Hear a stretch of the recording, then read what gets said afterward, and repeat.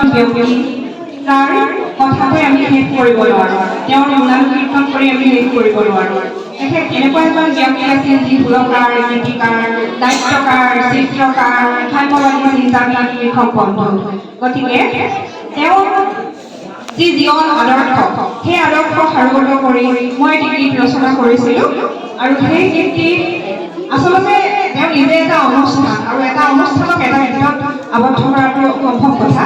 তথাপিও মই মোৰ সীমিত জ্ঞানেৰে চেষ্টা কৰিছোঁ গীতটিত তেওঁৰ কথাখিনি কৈ আমি তেওঁৰ প্ৰতি শ্ৰদ্ধাঞ্জলি যাচিবলৈ। ধন্যবাদ।